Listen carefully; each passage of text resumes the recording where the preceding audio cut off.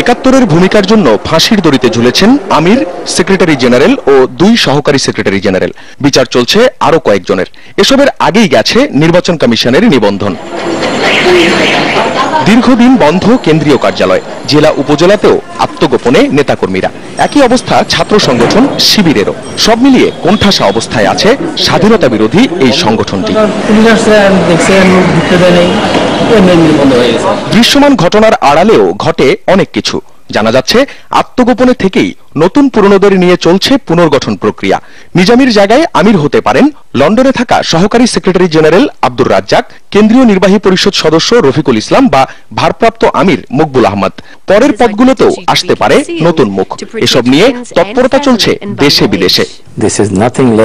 বাংলাদেশে আইন শৃঙ্খলা বাহিনীর অত্যাচারে জামাতের সব স্তরের নেতাকর্মী এখন আত্মগোপনে।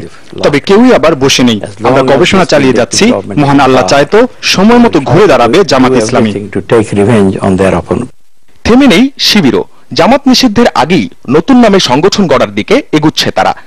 বিচারের কোনো কথা বাইরে ফাঁস হয় না, একমাত্র কাজটা সম্পূর্ণ না হওয়া পর্যন্ত। হ্যাঁ, এরকম একটা কিছু চমক দেখা যাবে, আর এরকম পরিকল্পনা আছে। তারা কোনো পিছিয়ে হতে পিছিয়ে সরে যাওয়ার মতো দরকার না। যুদ্ধাপরাধের বিচার সংশ্লিষ্টরা বলছেন কোনোভাবেই এ সুযোগ দেয়া যাবে না। যে সমাজ আমাদের অপরাধের দর্শনকে অ্যাকোমোডেট করছে, তাকে ধারণ করছে, সমাজকে এই অপরাধী দর্শন থেকে মুক্ত করতে হবে, মৌলুদবাদের শিক্ষা থেকে দূরে নিতে হবে।